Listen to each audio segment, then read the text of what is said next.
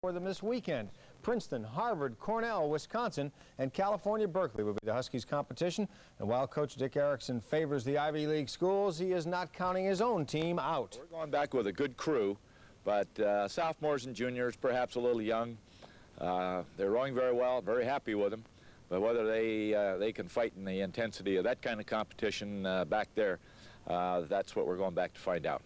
At 11 tonight, we'll show you the crew's rather unusual workout to prepare for the weather in Cincinnati at 11 o'clock. Watch. You know, this is where crews should be rowed, on the waters of Lake Washington, not back in Cincinnati, where the national championships will be contested on Saturday. The reason, well, it's pretty simple. Back in Cincinnati, it's hot and humid. A good coach covers all contingencies, eliminates any excuse like heat or humidity for lack of performance. Coach Dick Erickson trained his crew in a steam-filled locker room last year. He's doing the same now. The first reaction when we got there, hot, sunny, and that humidity, and the guy says, "Hey, folks, hey, you know, this isn't even as bad as it was back in the locker room." Are you ready? Ready all? Row! It is always a joy to see these young men row, even in this setting. The grace and force of their sport shines through the steam and sweat. This is the final workout, an attitude check, if you will, as they leave tomorrow for the national championships. There's not much more we could do with a crew like this now. We train so hard. They are young, they're sophomores and juniors, but we're at a plateau now. Now it's a question of just getting the fighting incentive into them. And they know what they're going back there for. They know what the carrot is. That carrot, not only the national championship, but a trip to Henley as well. They have, as you can see, paid the price. This is Harry Sloan. John Cougar-Mellencamp. Outside of Cincinnati, part of the crew's preparation for the competition took place inside the crew house today with the windows closed, the air conditioners turned off, and the hot showers running. The crew was trying to simulate the kind of weather they'll face in Cincinnati, hot and sticky. They're a good team. They'll have to be great to win it against some tough competition on Saturday afternoon, according to Coach Dick Erickson. It's going to take certainly their best effort. If they can really put it together and keep the external environment, that is the fact there's 5 other crews out there and probably going to be uncomfortable for them. They can put that aside for 5 minutes and 50 seconds. It'll be very difficult to beat. Husky crew leaves for Cincinnati tomorrow morning. Well, sure, everyone's tired of hearing the dispute in King County and the Mariners. Finally, yesterday, a break in the negotiations. Both sides agreed to a 3-member mediation panel in a King... For a couple of reasons. All we have to do is look outside. I think every sailboat and water skier and power boat's out there. And the one else. They row better. They're in very good shape. They go very, very fast. They're sophomores and juniors. And it's a question of what kind of street fighters they are. If the Huskies win the national title on Saturday, they earn an all-expense-paid trip to the Henley Royal Regatta in England. Ron Callan, Cairo Eyewitness Sports.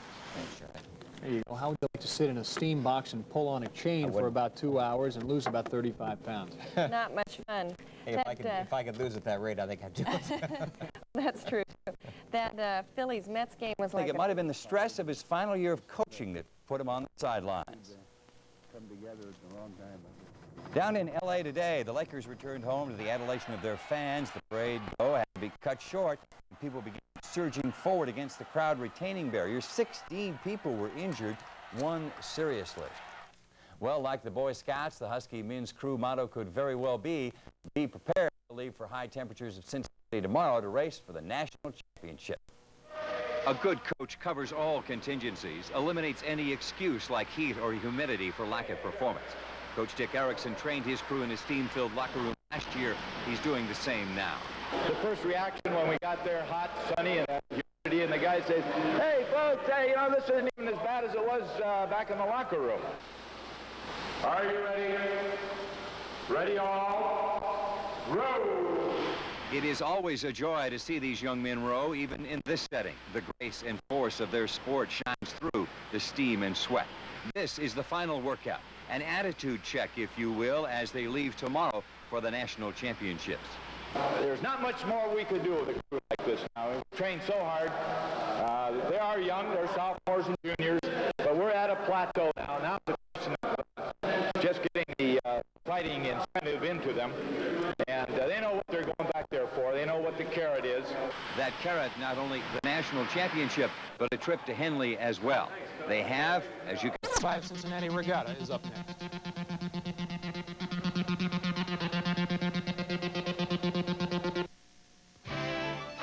Don't drink and drive. A public... From all over the United States, wearing the colors of Harvard, the University of Washington, Princeton, California, Berkeley, University of Wisconsin, and Cornell, winners of major rowing championships, crews out to prove that over 2,000 meters of water, theirs is the fastest boat in the country. 5, 4, 3, 2, 1, sit ready, ready all, row. The Cincinnati Regatta. 1985 Men's National Intercollegiate Rowing Championship.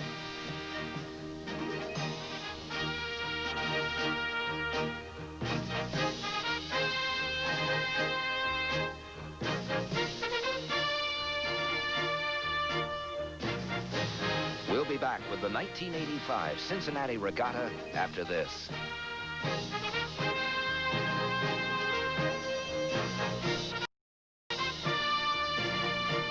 If you're looking for an asset management account that gives you high-quality services without the high price tag, stop looking. It's here now at Charles Schwab & Company, America's leading discount broker. Compare Schwab One with other asset management accounts. With Schwab One, there is no monthly or annual fee, none. When you buy or sell securities, you can save up to 76% in stock brokerage commissions, compared to rates charged by full commission brokers. You can buy or sell no-load mutual funds. You can borrow on your marginable securities at low interest rates. You get high interest on cash between investments, a free Visa card, and free checking. You can open a Schwab One account with only $5,000, not $20,000 like the others. Schwab One, all the financial services you need without the high price tag. For a free Schwab One brochure and application, call 800-544-2000 toll-free. No salesperson will call. That's 800-544-2000. Call now.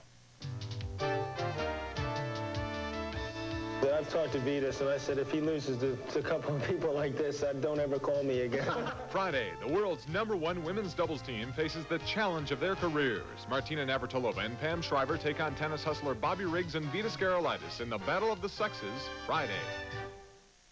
The race will take place here at East Fork State Park in southwestern Ohio.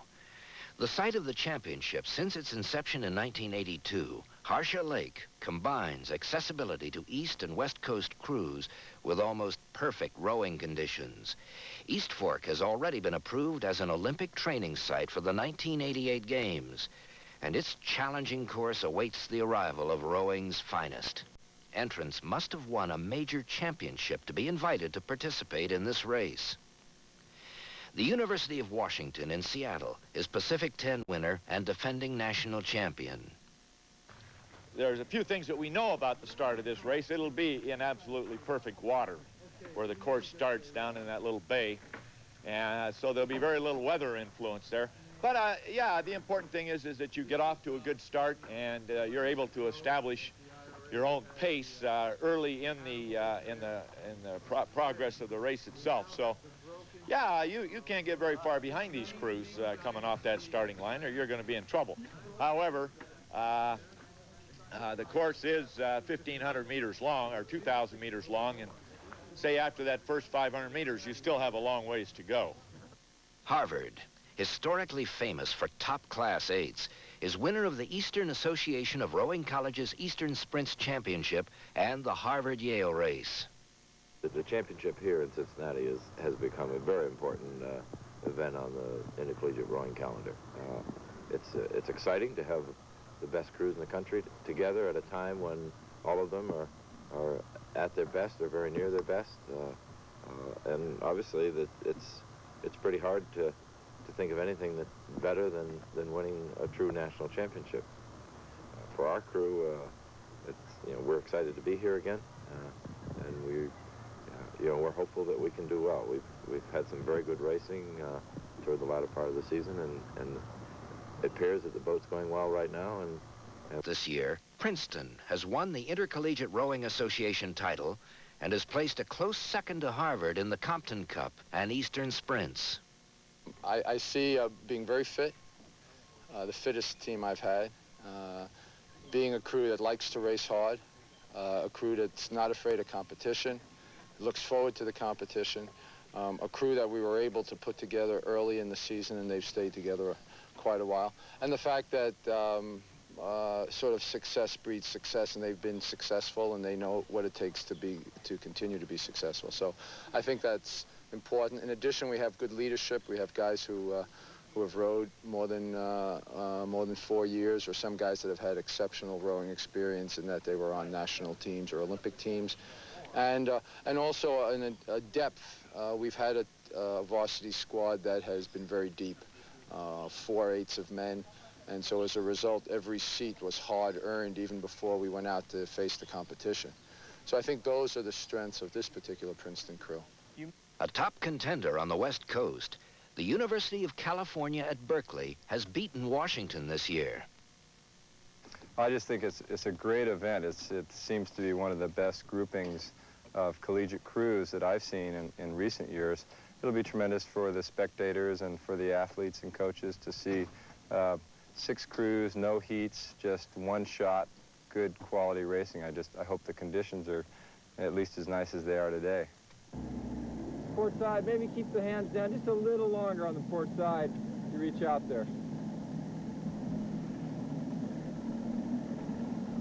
The University of Wisconsin is this year's Midwest Association of Rowing Colleges champion. I think we have more fast teams racing here this year than this regatta has ever seen. I am predicting the fastest times that this regatta, I think we'll see 4 crews coming in there exceptionally fast. If the water conditions permit, probably around 5:50 or faster. And that probably is unheard of in collegiate rowing. We get that feel. When we come out this afternoon, we'll come out quick and dirty and just take all power strokes, very little swing strokes, and just get the feel of that. Cornell is an unknown quantity. They're here because they and their coach think they can win. The crew decided that they wanted to stay around and spend 2 more weeks after school was out to see if we couldn't get a better performance, set sort of a base for next year. And, you know, we are definitely a dark horse, an underdog, whatever, which in some ways is good because it takes a little bit of the pressure off us, and we've had a really productive 2 weeks getting ready to race. For the first time in the national championship, there is a full field of 6 boats. The prize and those who earn it right after this.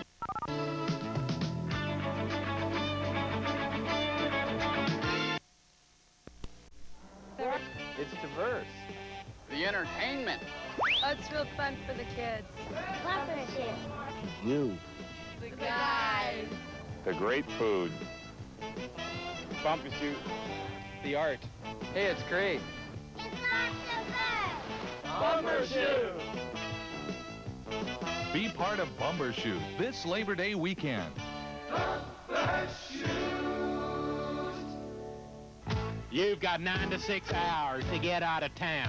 To the Ellensburg Rodeo and Kittitas County Fair. Friday, Saturday, Sunday, and Labor Day. Tickets are on sale now at all Western Washington Ticketmaster locations.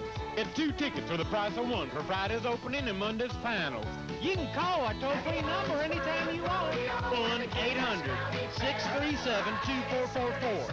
Charge it on your Visa or MasterCard. But whatever you do, be there. Racing from the inside. No one covers it like Auto Week. Auto Week makes you an insider at the world's great race circuits every week. In the pits, behind the scenes, even in the cockpit with racing driver columnists in Formula One, NASCAR, and kart. Inside coverage just days after the race. And Auto Week puts you inside the world's most exciting cars, right behind the wheel. Auto Week takes you inside the whole automotive scene. Personalities, great cars of the past, columnists with inside scuttlebutt. Let Auto Week make you an insider, too. Call for a year's subscription to Auto Week. 52 issues at the basic price of $23, just 44 cents an issue. Call 1-800-544-1000 and get this $8 Auto Week t-shirt absolutely free. Call right now, 1-800-544-1000. Let Auto Week make you an insider, too. The Hershey Cup of the English-speaking Union, crafted from solid sterling silver, is a magnificent trophy for the national rowing champion. It is awarded along with all expenses paid trip to the Henley Regatta in London. Although presented to the winning team, it represents the sum of many individual efforts. That's the one I find that rowing in stroke is the one time it ends up being a much more personal thing. I mean, it's like it's me against the rest of the crews, as opposed to back in the boat surrounded by people on both sides, in front of me and in back of me. And then it's sort of, I feel like I'm part of a team competing against another team. But in the stroke seat, I can't see anyone else rowing.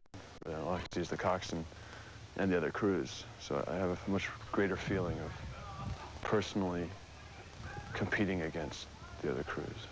At the start, especially when the boat's dead in the water and starts moving, the bowman has probably more effect, more leverage than anybody else, and it's important for the bowman to have a sense of when the boat's going straight and not going straight, so that he can adjust his pulling on the start to keep it straight off the line. Everybody feels responsible when you lose, and when you win, you feel it's an effort of the whole boat. So all you can do is, when you finish a race, be satisfied that you've put out your best effort, and hopefully by doing that, the crew will win. And we're all confident that everybody else in the boat will put out their best effort, and that's very important in a crew, when you can have a lot of confidence in everybody else. Sitting at the foreseat, it's really important that you continue that swing and flow down the boat, because you're like a link of a chain, and if you're a weak link in there, the chain breaks. I like the challenge. It's a very demanding sport, physically and mentally, and also I like making boats go fast. It's a real, you get a real good sensation when the boat is just swinging very well and you're moving very fast on the race course. The real trick to the whole rowing thing is that the acceleration doesn't only come from the pull through the water. It also comes from the move back up the slide, the change of the center of balance of the boat. So the real swing and acceleration of the boat comes from when the time you leave the water and the time you get the blade back into the water. It's like pushing a child on a swing. You know, if you hit the person at the exact instant at the back of the arc, well, the person with very little effort will swing in a long arc. Whereas if you're to hit them after or before, you know, there's kind of a tension and you feel a weight pushing back on you. And it's the same thing in a boat. When the oar goes in at precisely the right moment and they all go in together, it's almost effortless. And you hear the hum under the water, the boat, and it just flies. It's an incredible feeling. And that's what swing is. And it's more important than power. It's more important than coaching. It's what rowing's all about. It doesn't happen too often, but when it does, the boat really moves. Crowds arrive early on race day to line the beach for a view of the finish. Sponsors of the event, the proceeds of which go to the Cincinnati Center for Developmental Disorders, have staked out the tented stewards area. It's a full day of racing, with the national championship the main event. The crews are set. The teams for the 1985 Men's Intercollegiate Rowing Championship are Princeton, Man up. Right over the edge. Cornell, Over the head, City. Up. Okay, left side.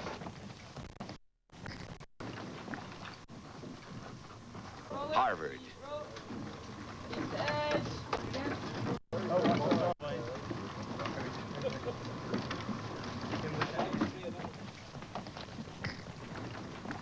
the University of Washington, Right. Up and over. Up. Beachmaster, this is K8 RBQ.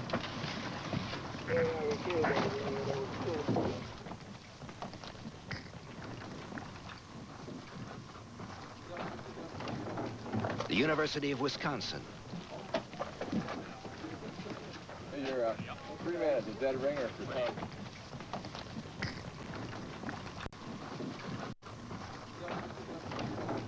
and the University of California at Berkeley.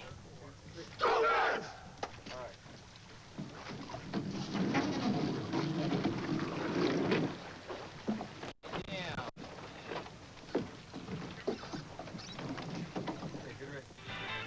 The crews row to the starting line. The race, right after this.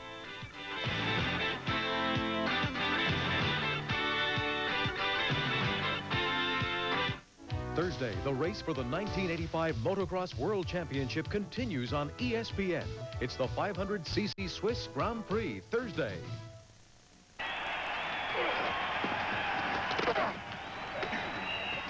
This is where it all begins, a diagram in the team's playbook. But here's where it really comes together, in a packed stadium on a Sunday afternoon, the game on the line. That, my friend, is the real thing. And when it comes to sports coverage, the real thing for me is right here, the Sporting News. Call this toll-free number to get in on a special half-price offer. The Sporting News delivered straight to your mailbox every week at a hefty saving. The Sporting News delivers hard-hitting close-up action and stats you just won't find in your local news or anywhere else. On-the-scene coverage of pro and college football, basketball, baseball, hockey, boxing, and more. 52 weeks a year. Call toll-free 1-800-592-6000. Save one-half off the regular subscription rate. You pay in 3 easy installments of only $4.96 each. Call now, 1-800-592-6000.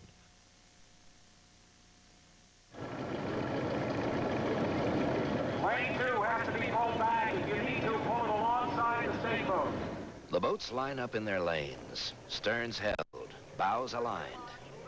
The order from front to rear: Cornell, Harvard, Washington, Wisconsin, Princeton, and Cal Berkeley. Gentlemen, the starting commands will be as follows. I will pull all the crews. Coxswains should have their hands up if there's a problem pointing. You will be aligned. It will be a countdown start beginning 5, 4, 3, 2, 1. Sit ready, ready all, row. You'll hear the voices of Cal Berkeley coxswain Veragus and Cornell coxswain Spector as they lead their crews off the line. They listen for the starter's order. 2,000 meters of water, over a mile to the finish. 5, 4, 3, 2, 1. Sit ready, ready all, row. 3/4 now. Half. 3/4. 4. For 15. 1. Dig it off. 2. 3. 4. 5. Look at the cat. 6. 7. About now. 8 selling 2. 9 selling 1. 10 in on this one. 8:20 now. 6.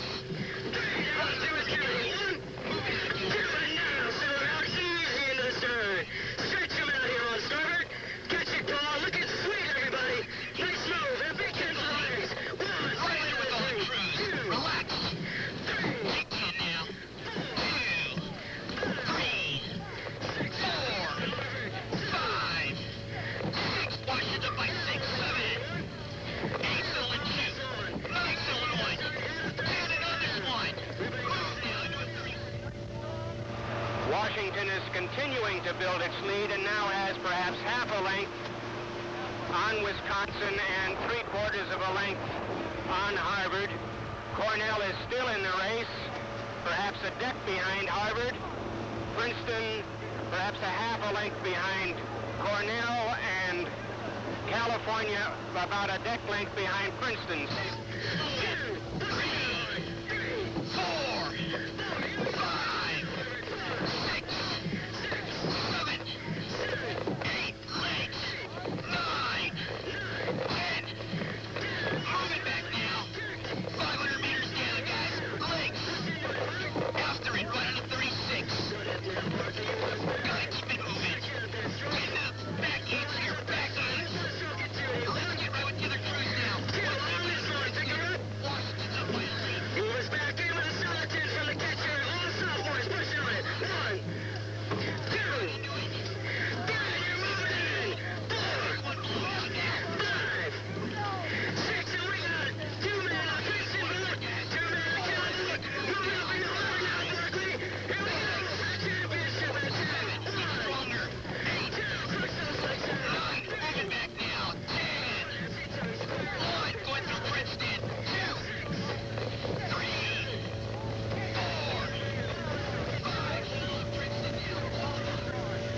halfway through the course, Princeton and Harvard make their move on Washington. But it is also clear that Princeton is making one heck of a move. They are now beyond Wisconsin, probably almost even with Harvard, appear to be ahead of Cornell, and at this stage of the game, it's clearly Washington. Harvard about 3/4 of a length, maybe now only half a length behind, but Princeton really moving, probably tied with Harvard for second place. Princeton clearly in second place. I would point out at this point with Harvard still also moving, it's going to be a battle between Harvard, Washington, and Princeton as we come down to the finish. There are about 400 meters to go. Harvard is making a move. Princeton is making a move. Princeton is essentially, the three boats are tied at this point. The three boats are tied, and it's difficult to tell, but Princeton might actually have the lead at this point. Not by much. A half a length, a deck. Washington continuing to try and hold second place. May just be barely in second place. Harvard really pressing.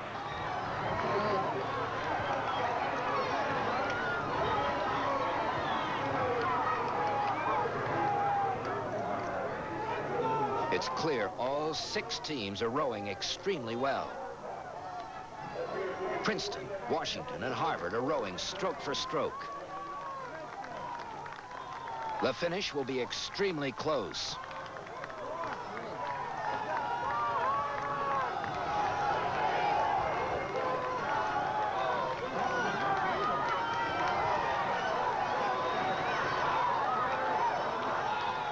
Harvard crosses the finish line half a second ahead of Princeton. Third is Washington, followed by Cornell, Wisconsin, and California.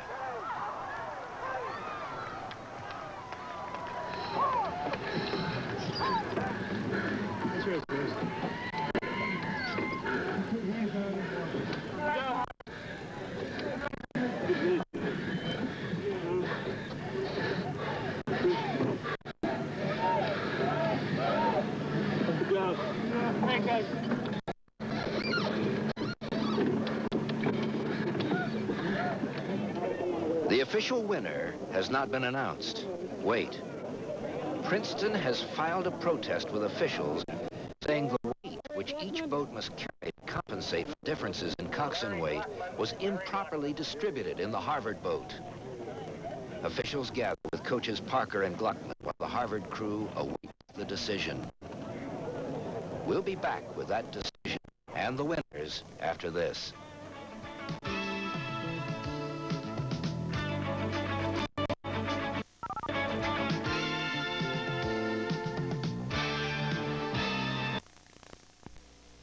Gemini 2 Portable Security Alarm. At home, it's a reliable door or window burglar alarm, or a life-saving heat-sensing fire alarm. It's even a powerful flashlight. On the road, travelers like the Gemini 2 because now at last they can rest secure in their hotel or motel room without fear of fire or theft. Carry it walking, shopping, and parking lots while waiting, driving your car, relaxing. Anytime, any place you feel you need extra protection. Here's how it works. Push the button forward and it's a handy flashlight for safely walking at night or in case of a power failure. Push the button backward, it's a shrill siren alarm for your personal protection. But even more, the Gemini 2 is also a burglar alarm and a fire alarm all in one. The Gemini 2 instantly alerts you of a burglar or other intruder, and a special sensing device also alerts you in case of fire with a loud siren.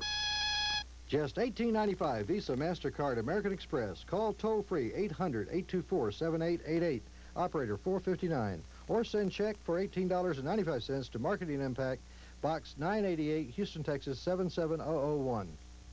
The protest has been disallowed. The winner is Harvard.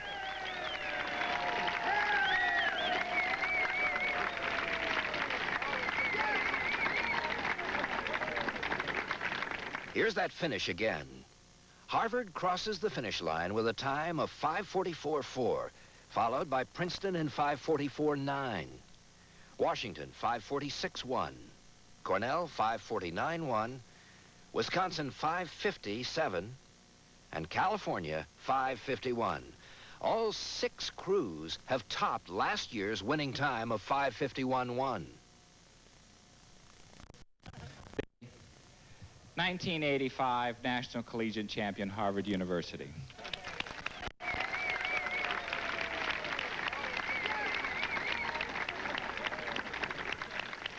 Thank you. Well, I may be the wrong guy to do it, but an equally great race, and thank all of you for being here. Harvard has won the Hershey Cup, and the...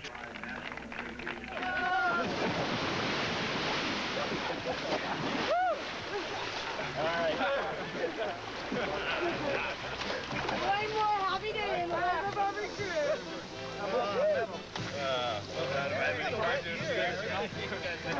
All right, good work. Let's battle out of here. The Cincinnati Regatta. 1985 Men's National Intercollegiate Rowing Championship.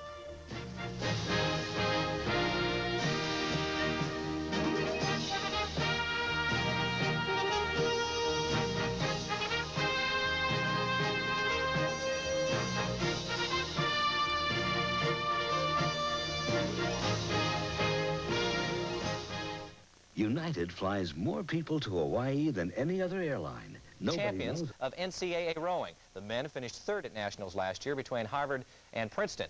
This morning they worked out, and it was a little bit on the wet side. That happens quite often this time of year. Tomorrow morning, rain or shine, the varsity and the JV crews will all split up into their respective classes and race against each other in the Montlake Cut. The juniors were the winners last year. Coach Dick Erickson is anxious to see if they will repeat tomorrow as seniors.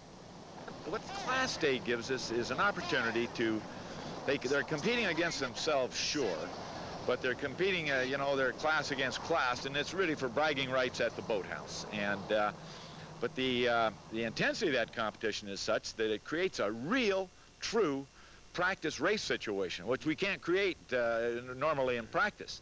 So I hope I will find another ball player or two that really races well out there. And I'm going to have to say, hey, I've overlooked this guy for that varsity or JV. Ball players and shells. I love it. Another note from the University of Washington. The Husky football team has a new assistant coach.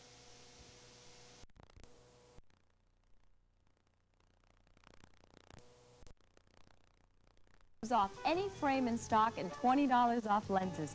That's right. Western Optical's 2020 special gives you $20 off any frame and $20 off lenses for a grand total of $40 off with a complete purchase of eyewear. We unconditionally guarantee our eyewear for 1 year at family-owned Western Optical. But hurry, our 2020 sale must end the last day of this month. Bank cards are welcome. High Risk Adventure tonight at 7:30. Normal ABC programming will not be seen this evening, so that we may bring you the following Como Sports Special. Crew racing in Seattle has a long and glorious tradition. Both men's and women's crews have consistently been among the nation's best, and often among the world's best. But perhaps no moment was grander for University of Washington crew racing than one in 1958. 1958. A year when many local and national stories competed for news headlines.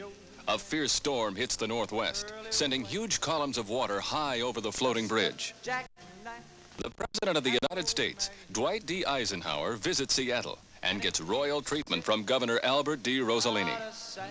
Seattle tests the Big Bang Theory by blasting Ripple Rock, a Strait of Juan de Fuca obstruction that had terrorized shipping for years. And the U.S. adds a 49th state to the Union and makes Seward's Folly look good. But perhaps the biggest story for many in 1958 took place nearly 6,000 miles away, when a young University of Washington men's crew traveled to the Soviet Union to meet the world's best 8-oared crew. It was the first time in history that a United States athletic team was able to crack the once impenetrable Iron Curtain. Along with them went KOMO radio and TV, with Keith Jackson at the mic. Today, nearly 30 years later, the Huskies get another shot at the awesome Soviets. Opening Day 87. It's coming up. Opening Day 87. The United States versus the USSR. It's brought to you by Pemco, Boatland, Washington Mutual, and Rainier Beer. In 1958, the Husky crew went to the Soviet Union to win this, the Moscow Cup. Now, almost 30 years later, the Soviets have traveled to Seattle, determined to take back with them the Windermere Cup. The Soviet crew arrived in Seattle Wednesday, have chosen their shells, and are now ready to meet the Washington Huskies. You're looking live to the Montlake Cut on the shores of Lake Washington. Opening day, 1987. A rainy and somewhat cold day today for opening day, but that doesn't dampen the spirits of all the boating fans in this area. Hi, everybody. I'm Bruce King, and we welcome you to a very special day in Seattle, opening day 1987. We will have the opening day parade for you in just a moment, followed by the opening day regatta, and oh, what a show that's going to be. The Soviet Union against the University of Washington crew. And working with me, and what a pleasure it is to welcome him back to Seattle, a guy who was the sports director at KOMO, a couple of years ago, and from ABC Sports, one of the best in the business, and a great friend, Keith Jackson. Thank you, Bruce. Nice to see you again. Nice to come back. Nice to be standing behind a 4 one more time. Como.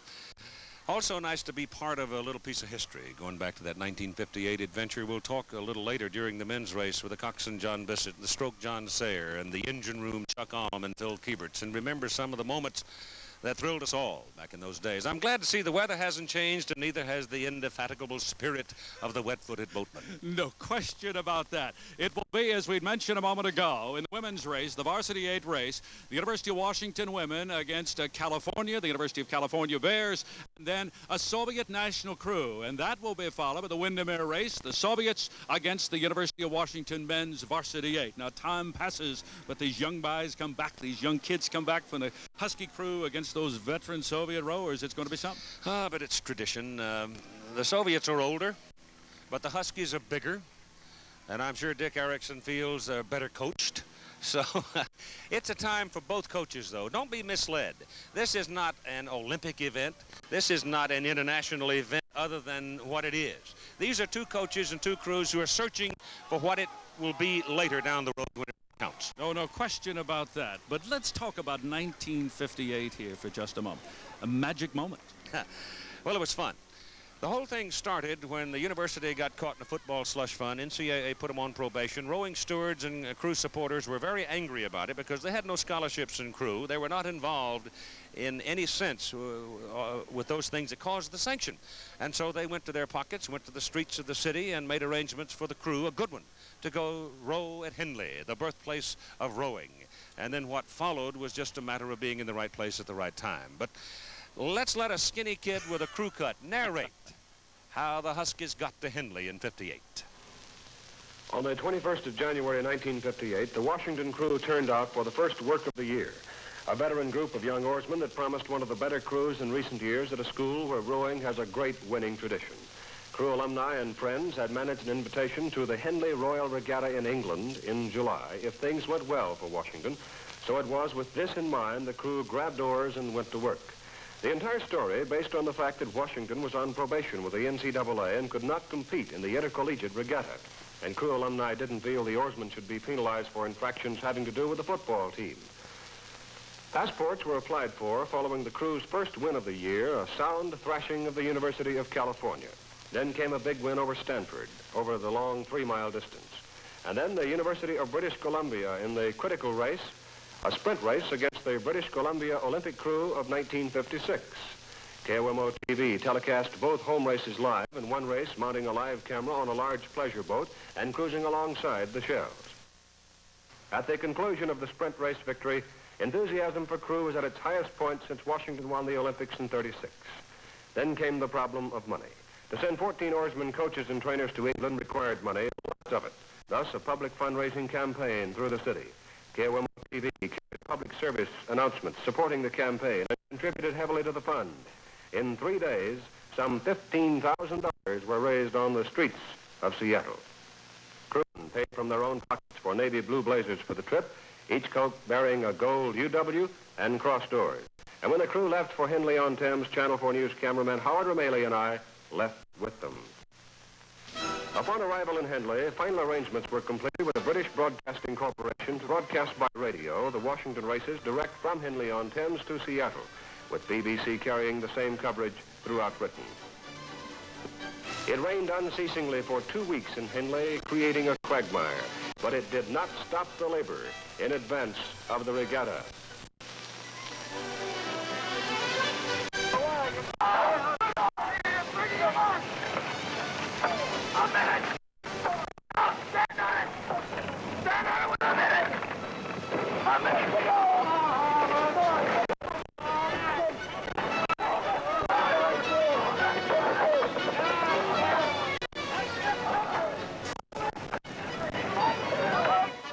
It is traditional that all crews attend church on Sunday, wearing their individual school or boat club colors. The sun broke through the clouds that morning to present a greater variety of pink, black, blue, gold, and azure than ever seen at any Easter parade. The Russians skipped this phase of the trip, but we did manage to interview the bowman of the Russian 8, Oleg Vasilyev. Oleg, are you disappointed that you drew Washington in the first race here at Henley? We are happy to have opportunity to meet Washington crew further of our races. Washington against the Russians in the opening race. John Snagg of the BBC and I broadcasted via shortwave radio to Seattle. And here, the closing moments of the race as viewed by 65,000 Britons. They do also put on tremendous pressure. Washington have got to win this race. They've now got to go pretty fast, and they've only got a few yards, 100 yards to go. We come up to the mile of the 8th, and at this point, at the mile of the 8th yard, I'm going to hand you over to Keith Jackson at the finish.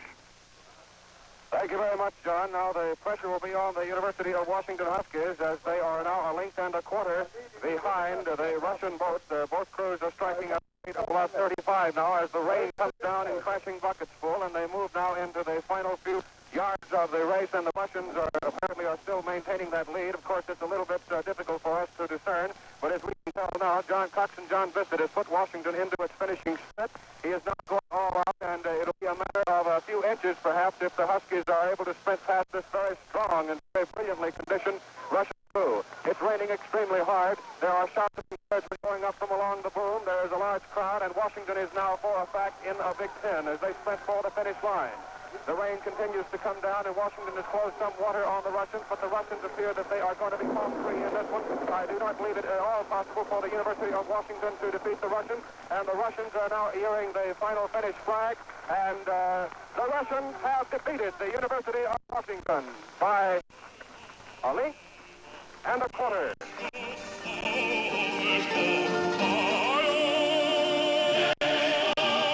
It was a bitter pill for all of us to swallow, but no one had time to fret. The State Department okayed Washington's trip to Russia for a special regatta later in July. Our problem to get visas to go with the crew. This turned out to be quite a job.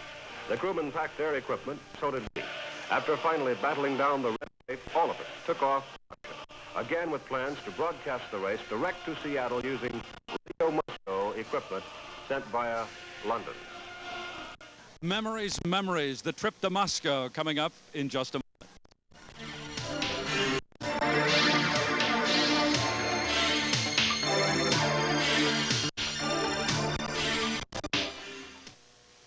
If you thought the luxury of Sea Ray was too expensive, think again.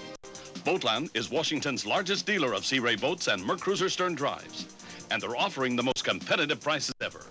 Boatland is now featuring this 21-foot Sea Ray mid-cabin cruiser, complete with 3.7-liter cruiser, freshwater cooling, trim tabs, private head, galley, and dinette for only $241 per month. Boatland has ski boats, fishing boats, and cruisers, 16 to 30 feet. Over 100 boats in stock. Call Boatland today. They're Willis, and they're Silvers!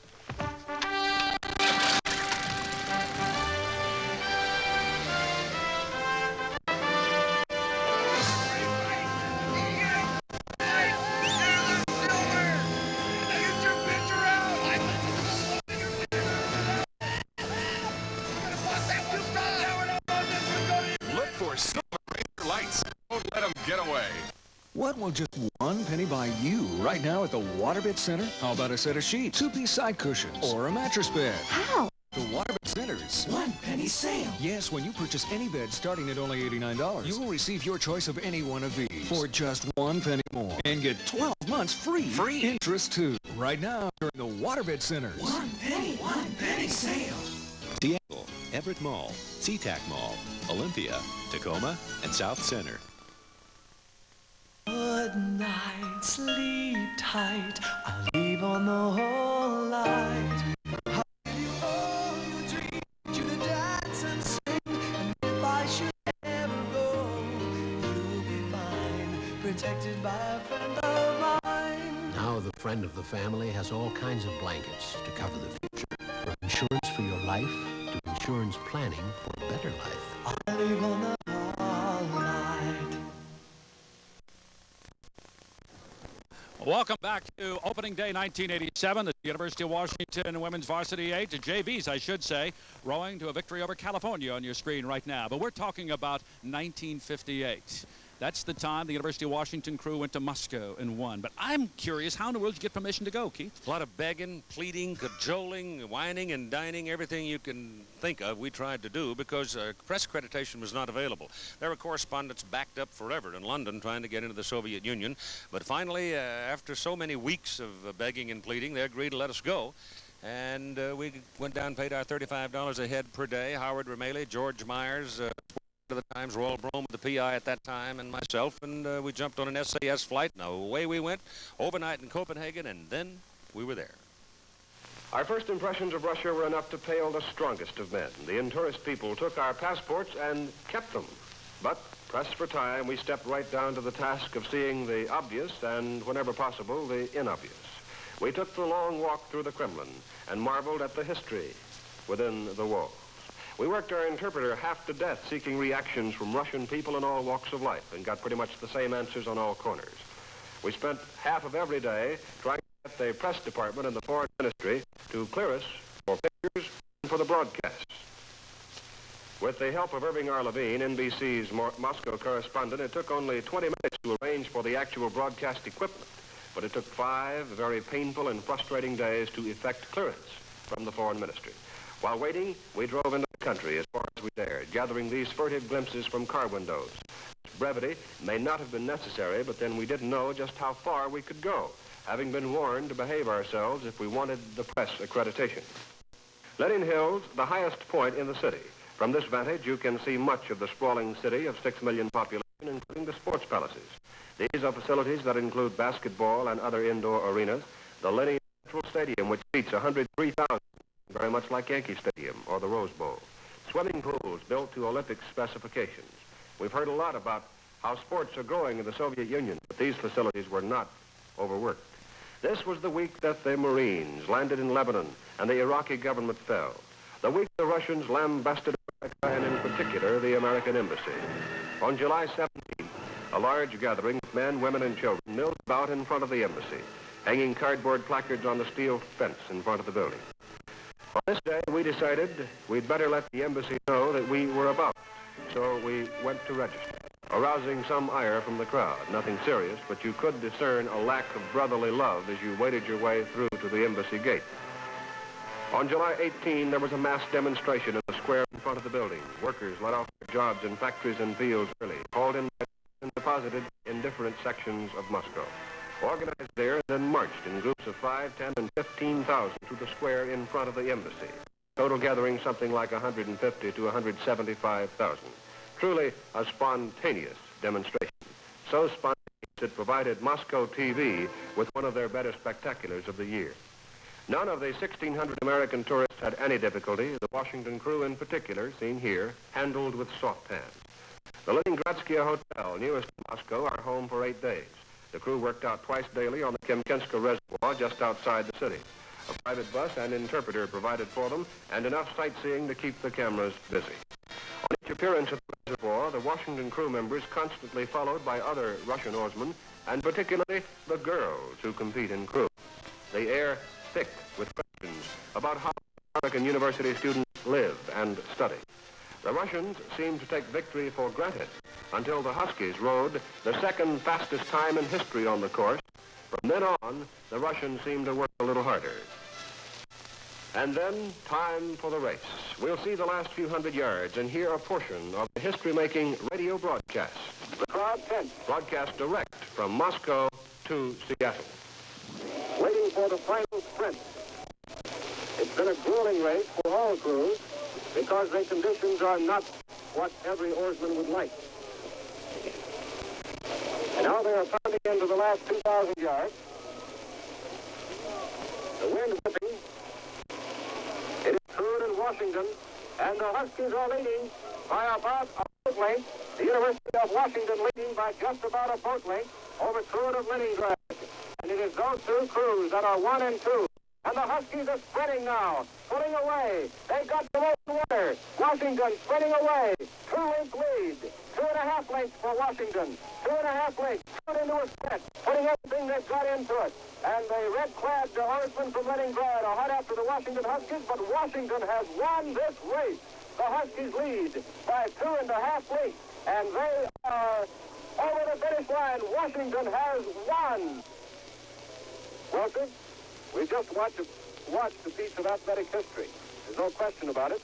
And you heard it direct, live, and exclusive on KOMO in Seattle via the facilities of Radio Moscow.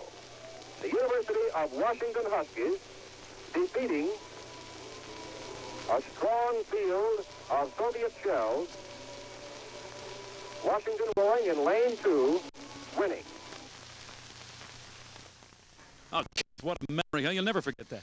When you have a chance to be part of history, you grab it and you shake it, and fortunately for all of us, it worked that time. Oh, it certainly did. We'll meet a member of that 58 crew right after this.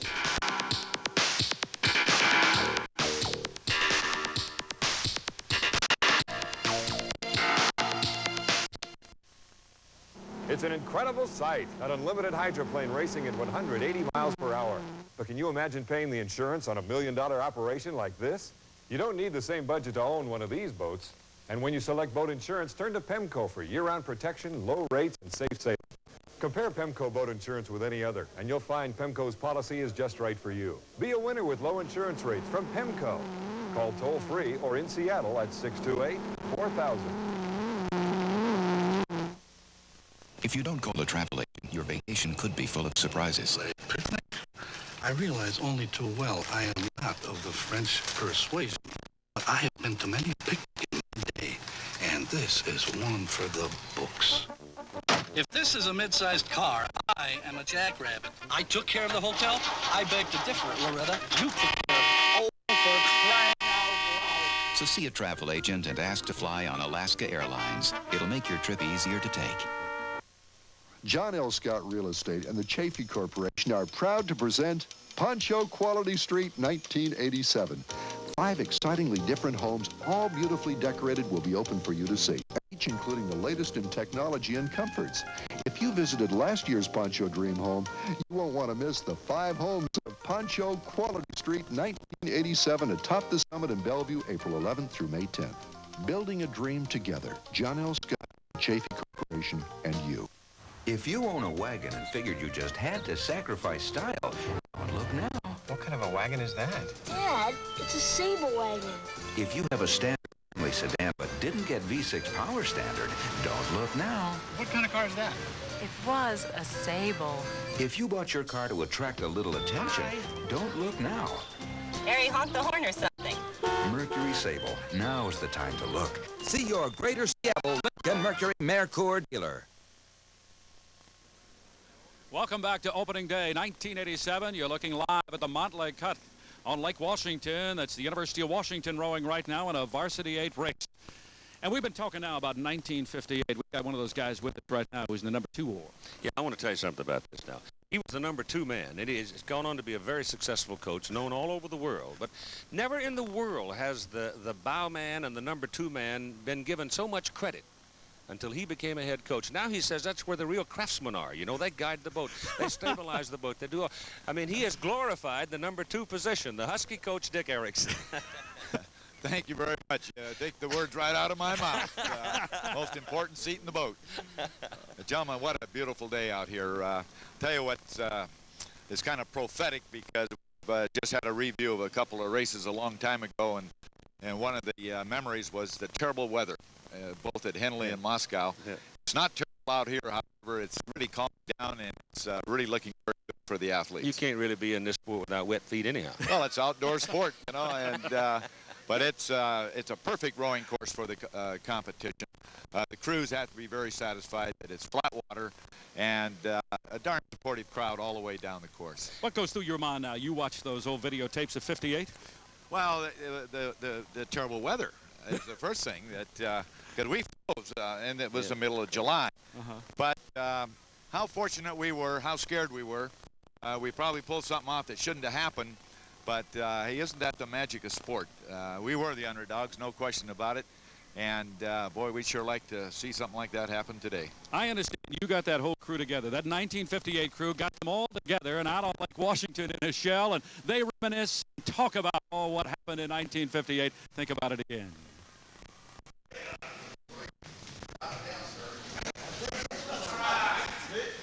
These things have gotten heavier. Ready? Keep it moving. No. Jeez, roll it. Never up, never in.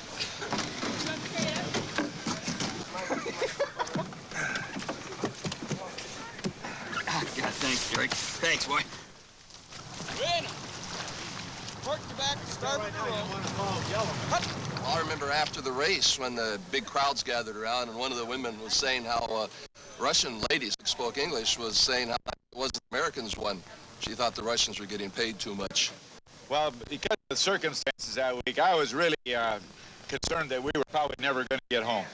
I remember the start, and we beat them off the line, and that had never happened to them before.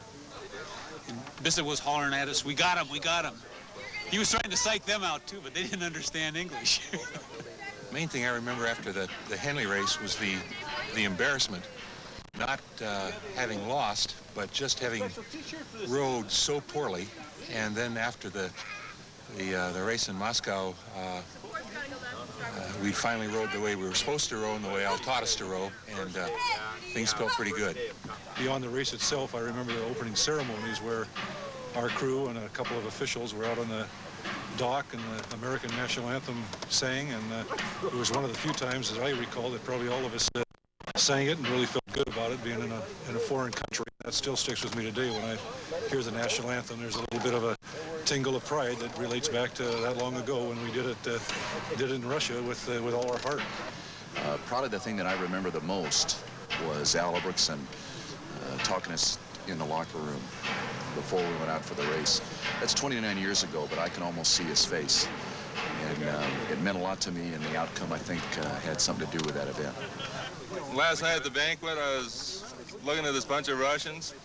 They're a lot bigger than they were 29 years ago. I don't think we could have beat that bunch.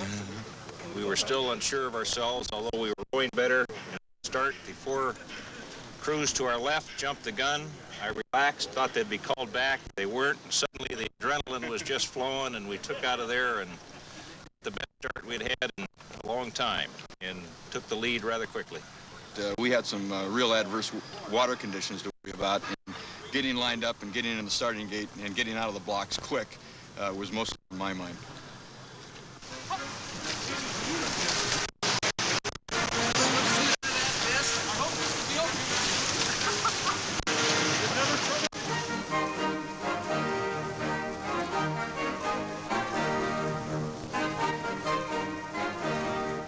That crew looked like they could do it again, don't There's a sag here and there.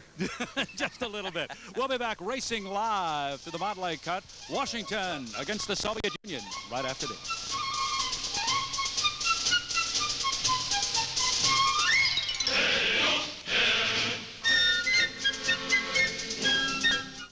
No more brown bag lunches or rush hour runs. All we'll be chasing now is blue sky and the sun. Already did my time and now we're cashing in, thanks to the help of a family friend. The friend of the family offers investment help from a banker or a broker or an insurance agent, or all three, because you want to retire from work, not from life. Coming back, I don't know when, that's just one of the dividends. If you thought the luxury of Sea Ray was too expensive, think again. Boatland is Washington's largest dealer of Sea Ray boats and Mercruiser stern drives, and they're offering the most competitive prices ever. Boatland is now featuring this 21-foot Sea Ray mid-cabin cruiser, complete with 3.7-liter Mercruiser, freshwater cooling, trim tabs, private head, galley, and dinette for only $241 per month. Boatland has ski boats, fishing boats, and cruisers, 16 to 30 feet. Over 100 boats in stock. Call Boatland today. Back to the Motley Cut and opening day 87. As the Soviet Union's top men and women crews get ready to meet the Husky men and women's varsity crews.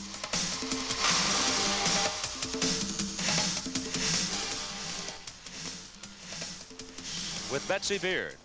She was the coxswain of the 1984 gold medal crew that enjoyed the beauty of Lake Casitas in Southern California and came away with that precious piece of gold. We look here at a race where you have women of collegiate age, some of them teenagers, some of them maybe 20, against the older Soviet crew, but that's always the case, isn't it? The Soviets are always strong, whether you meet them at the World Championships, the Olympic Games, or whether you're meeting them here in Seattle on opening day. And this University of Washington crew is up against some tough competition. Now, you just finished a race yourself. You were involved in the women's Olympic boat. What are the conditions now? It looks gray, but the water looks to me like it's rather passive. Well, the sky is gray. There's a little bit of rain coming down, but that is probably a blessing because it's calmed the wind down out here. You don't have the, the waves out there that you can really get on a strong crosswind. Right now, it's a very, very fair course. This is an international event, Betsy, and I know that every athlete in every sport that I have ever seen, and I guess I've seen them all, when it says international, there's an extra flush of adrenaline, isn't there? There's definitely that extra flush. It's so important to feel like you're representing your country. And the first time that I ever competed on an international crew, and I was going against other countries, and I had USA on my back, and there was no other thrill, especially the first time through. I've known a lot of people who sat in that rear seat. Most of them males. Right. Most of them ugly. But let me ask you this. Do you play virtually the same role with your crew? You're almost a coach. You're definitely a coach in the boat. Yeah, I think coxswains, whether they're men or women, are, just an extremely important part of the boat. And we differ a lot from the men coxswains. We're a little bit nicer, I think. I figured that. All right, now let's go to Bruce King. Set up the competitors for this event, the Women International Competition. Keith and Betsy, it promises to be just a delightful day today, and oh, what a race this is going to be. Let's take a look now at the Motley Cut course with Coach Bob Ernst. He'll indicate some of the key points in the race and reveal some of the strategy he'll be using today. Yeah, our Mont Lake Cut course here is 2,000 meters long. That's the typical Olympic distance now. That's how far we row for the Olympics. 2,000 meters, and the women ought to row this course if they have decent conditions out here at 6:20 to 6:25. That'll be flying too. On our course, it takes about 2 minutes to get from the starting line to Fox Point, which is a landmark. It's not a, it's not a measured distance specifically. But what we're going to try to do, we know from the times that we've raced the Soviets before with the national team and the Olympic team and so on, that they are a crew that likes to get out in front. So we're going to race just like the race ends at Fox Point, 2 minutes in. We're going to do everything we can, row high stroke rate, 40 strokes a minute, to get there first. And we're hoping that we can rattle them a little bit or get them upset a little bit and basically see if we can win the race at Fox Point and survive the distance the rest of the way to the finish line. After we get by Fox Point, we hope we can take the stroke rate down a little bit to a little bit more reasonable level, maybe 34, 35 strokes a minute. We'll go through the 1,000 meters, and right there we'll anticipate some kind of a strategic move from them. That's a traditional point during the race course where crews try to make a move if they're going to. We enter the cut, lots of people, lots of noise. You won't be able to hear anything at all. And we may start taking the stroke rate up right at the beginning of the cut, which is 700 meters from the finish line. Once they're started into this last 500 meters, it's about 15 strokes from the 1,500 meter mark. And then we go underneath the Mont Lake Bridge, and that's one of the things that even when you're glassed off a little bit and everything's a little gray, you are aware that you're going under the bridge. That's 35 strokes from the finish line, and everybody knows that they can make that last 35 strokes, and that's one of the features of having the Soviets coming to our home court to play. I guess if the cliche of having a home court advantage is anything, the Montlake Bridge probably plays as big a part as any for us. So there's a look through the Montlake Cut as we get set for the first Windermere Cup race of the day. The University of Washington against the Soviet Union, and the University of California Bears are also here. Now let's meet the Soviet women's crew. In the bow from Moscow, Marina Pegov. In the number 2 oar position from Minsk, Nadezhda Sugaku. At the number 3 oar position from Riga, Samita Stoney. The number 4 oar position from Kaunas, Yaraita Yakaita. Rowing in the number 5 oar position from Kaunas, Sandru Broshuskaitam. In the number 6 oar position from Minsk, Lena Makushkina. In the 7 oar position from Vilnius, Lima Dunyakaitam. The stroke oar position from Vilnius, Reda Ribbonskaitam. And the coxswain for the Soviet crew from Kaunas, Aushra Gudelaleta. The crew from the Soviet Union that will race against the University of Washington here today through the Montlake Cut. Now, this is the first time a women's crew has ever raced in the United States. Now, Betsy, what do you think they will do? How will they come out of the gate, do you think? I think this Soviet crew is going to be flying. They are here. They've come a long way. This is, I would say, their national B team, and they're going to go fast. How about the University of Washington women? Let's meet their crew right now. In the bow, senior Linda Lusk from Seattle, Washington. The number 2 oar, a sophomore, Katarina Wickstrom from Stockholm, Sweden. The 3 oar position, sophomore, Fritzi Grimstad from Seattle, Washington. The junior, Sarah Watson from Bellevue in the 4 oar position. The number 5 oar, senior Heidi Hook from Auburn, California. In the 6 oar position, the junior from Bellevue, Lisa Baluche. In the 7 oar position, senior Alice Henderson from Santa Paula, California. The stroke, Chris Sanford from Syracuse, New York, a junior at Washington. The coxswain, Trish Leiden, a senior from Spokane, Washington. The University of Washington crew and also the University of California Bears are here. Now, Huskies will be in lane 1. That will be, as you look at the screen right now, on the top of your screen. Lane number 1, the University of Washington, the south lane. In the center of the course, the USSR, and in lane number 3, the University of California Bears. And we're set for race time. Yes. It should be something. You get excited right now, you get up there to the line and say, here we go. That's for sure. Lots and lots of adrenaline flowing right now. The University of Washington, California, and the Soviet Union. That's the Huskies on the left of your screen. In the white jerseys and the tips and those white-ored shells. You say this shell now, which is Jane's Friendship. That's the Olympic gold medal shell, just as at the minimum. That's a very, very light shell. That's as light as it'll go. And I have the Huskies at rate 41 and the Soviets at a 38 now. They get off in a hurry. They sure do. The University of Washington Huskies off in a hurry. Was that the strategy coming into this race? That's the point, to get ahead early. They're not ahead, though. The Soviets have come out. They came out very level. I think that's a trademark of people who have a great deal of international competition, Betsy. They tend to come out controlled and level, and if you get too much adrenaline, you're going to come out of there ragged, and I don't care what you're rowing, you're not going to hold up. That's right. Those Soviets were not nervous at that start. They've done it a million times.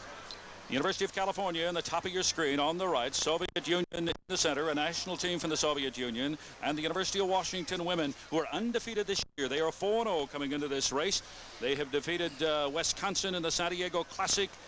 They defeated Radcliffe, California, and Princeton in that Stanford Redwood Shores Classic just a week ago. So the Huskies on the right of your screen now against the Soviet Union. And you can see the Soviets now have almost a boat link over the University of Washington. One question coming into this race. Had the Soviet crew really been together that long, and had they raced? And I don't know the answer to that. They had been together at various times, but never as a collective group until they went through about 10 days of work prior to making this trip. They do not go unprepared. They do not. They're prepared. You can see now they have about, I would say, it's about a 6-seat 35. lead. Soviets are at a rate 35. Huskies are there, too. So that means they've both settled now.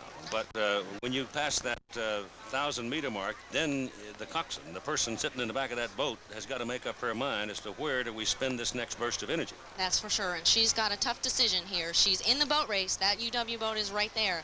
They're going to have to come up with something in the last 1,000. California not a factor at this point. No, the Soviet Union now has increased their lead. They're about a length and maybe a seat or two over the University of Washington, right in the center of the course. As they move by all the yachts that are lined up on the side of this Mont Lake cut course. It's just a 2,000-meter race course that's just beautiful here in Seattle. And it's too bad sun isn't out today so everybody can appreciate it. Well, the legend and history, remember the old days on the lake when they had the little railroad spur and everybody would load up on the little train and they would go 3 miles. But then along came the middle 50s and international competition demanded the 2,000-meter sprint. So the days of that long 26 and 24 beat run are now history pretty much, except for Oxford and Cambridge and Harvard and Yale and a few like that. Those Soviets are going pretty fast. They're at rate 36 now. I think they've made a move here in the middle of the course, pushing their rate up.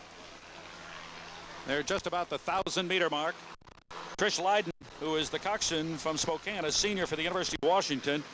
She was the JVs last year. She's going to have to get her crew moving now because they're about a length and maybe a half behind. Right. If they can come up with something now, this is just going to be astonishing. They're pretty far down in this race course, but they do have a chance. I want to see what they can do here in this last 1,000. It's a good look at the University of Washington crew as you look over the shoulder now. They are the rowing coxswain. well. They are rowing their hardest now. They're at rate 34, and they look good. A lot of rhythm there in that boat. Sometimes it's deceptive, too, Betsy, in crew racing, where you can drop your count or your rate of striking, but yet get more energy into the stroke and get a better run. That's for sure. Sometimes the smartest move is to take your rating down. You can really lengthen out. Each stroke can be stronger that way instead of just trying to take too many strokes per minute. At this particular angle, we can't tell where the puddles are, whether they're overreaching puddles or whether they're dropping in puddles, but right now I think you can discern with the naked eye that the Soviet crew is very level. They sure are. Soviet Union as we move now to the 700-meter mark, and they come in front of us. They're leading by a boat length and a half. Almost 2 now over Washington. And they're comfortable. Very comfortable. You can hear the crowd now along the shores of Lake Washington and the Mont Lake cut as they try to urge this University of Washington crew on, but that Soviet crew looks awfully strong. And I think coming in, Keith, there was a feeling that maybe if there was going to be a close boat race, it might be this one.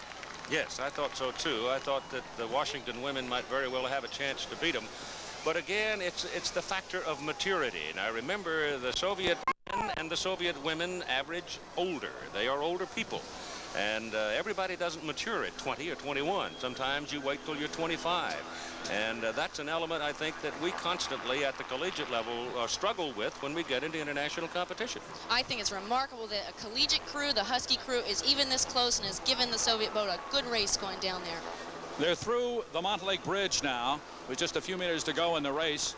Washington running second to the Soviet Union. The University of California, not a factor at all, as Keith had mentioned early, and they really weren't expected to be a factor. That's the Soviet crew on your screen now, and they have just continued to increase their lead over the University of Washington women's varsity 8 here in the first Windermere Cup of the day. And it's the first Windermere Cup race of the day, and so the Soviet Union just cruising to victory now. And as That's right. Keith had mentioned, it's an older crew. They're 22, 24, 25, 26, and they have been around. But it's still a baptism for the young women of Washington because sure they'll only come out of this stronger, I would think. For certain, they are going to have a maturity from having raced this race. It's going to really lead them their college season. It's an old truth, isn't it, Betsy, that sometimes you learn more from losing than winning. That's for sure. I agree with that one. Husky crew undefeated on opening day over the last 7 years. Coming into this race, they had won 8 of their last 11 opening days. But again, they're going to break that string today as the Soviet Union will row to victory and make it look awfully easy as they're going to win by about, what'd you say, 3 boat lengths? Yeah, I would call it that. It's a terribly interesting thing, too. As the water turns and you go under the Mont Lake Bridge, everybody, the finish line is straight ahead, but everybody I've seen all day long, with the possible exception of Washington here, it's gone off to the right. So there's the Soviet crew, the Soviet national crew making their first rowing appearance in the United States. And they win here on Mont Lake Cup, the Windermere Cup race, to start off what promises to be just a great, great day. Because remember, we have the men coming up here in just a moment. Soviet men against the University of Washington varsity. The Husky varsity women, their first loss of the year. They were 4-0 coming into this race, and their first loss in 7 years on opening day. But Betsy, I felt that they rode a really very good race today, despite the fact that they were out of class. It was an outstanding race. think, for the Huskies, and they certainly couldn't lose to a better competition. What was the feeling on this Washington crew now as they got ready to row? You were down at the crew I house think today. those Huskies were psyched. They knew they were underdogs. It was their chance to be in the history books forever. Was it lost if you're going to lose a race like this? Was it at the start? You know, in the first maybe 300-400 meters, the Soviets came out just... I think the Soviets wanted to dominate from wire to wire, and that's what they did. It was pretty much out of control after the crew settled at about 25 strokes in. I think that's their basic history. I think every time I've ever seen them, they've always tried to do that. They tried to assume posture at the very beginning. That's for sure. So the Soviet women defeat the University of Washington varsity in California in the first Windermere Cup race of the day. The second race coming up in just a moment. The Soviets against the Husky men.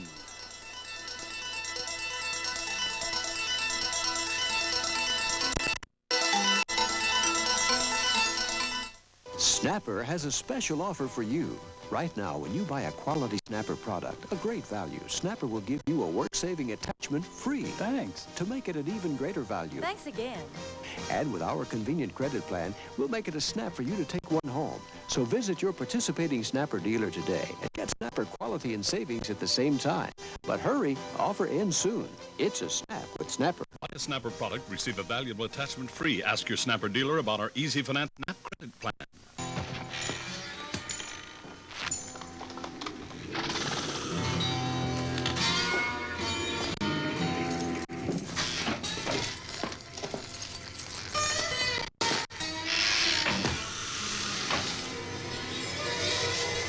What do you have, strangers? Rainier. Rainier. Rainier. Rainier.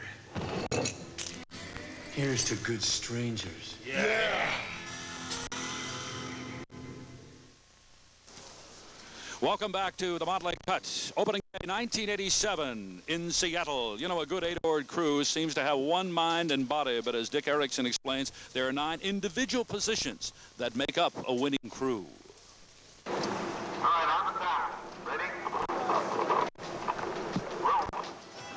The first 2 people, we call them the bow oar and number 2. Of course, they're on either side of the boat.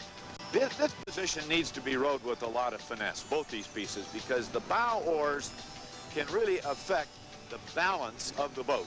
The next 2 positions, 3 and 4, we'll put our stronger, bigger people here. The 5 and 6 oars, again, we're looking for our big, strong people here, and probably our big people, because we do have a weight balance problem in terms of distribution of all these people. But their key role is to support the stern pair or the stroke oars. And their timing must be just impeccably perfect. Now we go to the stroke oars. That's kind of a unique position in that they really are the pace setters. They're the ones that can row with continuity of motion, control on the recovery. They're easy to follow. These are the 2 people in the boat that everybody can see. And the final cue is probably a visual. Now, right in front of the stroke oar is the coxswain. The coxswain is the jockey on the horse, the driver of the race car. As you'll see, the rowers, of course, have their backs to the direction they're going, so the coxswain is the ears, the eyes, calls the strategy of the race itself. Okay, the stroke cycle that we're looking at really in a race situation takes less than 2 seconds to execute. We look at the beginning of the stroke as the point where they put the blade in the water. Now note carefully, as they're pulling on that oar handle, they're really leading with the leg drive. You notice we're sitting on sliding seats. So the load of the drive is really carried by the extension of the legs, the pry of the back, and the flexion of the arms. At the point where that oar comes out of the water, it's the release, and then, of course, they have to come back down the sliding seat to get back into that catch position. Rowing is unique in that the coaches have no part of this now. It's up to that 8-oared shell and the coxswain. So there's a good look at technique as far as crew is concerned. We're set now for the men's race coming up here. And to call that for you and to bring you up to date, here's Keith Jackson. And I know, Keith, that this is going to be very interesting. Because... Let's have a look now at the men's faces. The Soviet crew, of course, veterans. And let's have a look at them as they sit in their boat and get ready to go. In the bow from Leningrad, Vitamin Boot. In the number 2 oar position from Vilnius, Janos Piskis. In the number 3 oar position from Kiev, Yuri Stenkiewicz. In the 4 oar position from Kherson, Nikolai Kamarud. In the 5 oar position from Kherson, Pavel Gerkowski. Rowing in the 6 oar position from Leningrad, Victor Diduk. In the 7 oar position from Kiev, Victor Emilyanovich. And the stroke from Leningrad, Andrei Vasilyev. And the cox from Kiev, Grigory Dmitrenko. You handle those names pretty well. How long did it take you? How many times have you been Soviet Union? 21 times, I think, something like that. Anyway, we're ready for the men's race coming up here. And University of Washington order now. As the Husky lineup, and there has been a change, and as you see the Husky lineup, we'll correct it for you. We have had a good look at these men. In the bow, the senior from Bellevue, Washington, Phil Murphy. The number 2 oar, Dan Doyle, a senior from Missoula, Montana. At the 3 oar position, Rob Shepard, a junior from Lafayette, California. And the 4 oar position will be handled by Ray Atisha from Kamloops, British Columbia, a senior at Washington.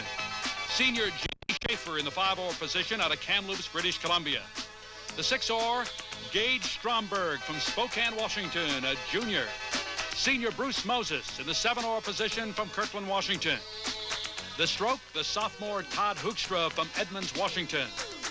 The coxswain, Ben Holtz, a junior from Brookline, Massachusetts.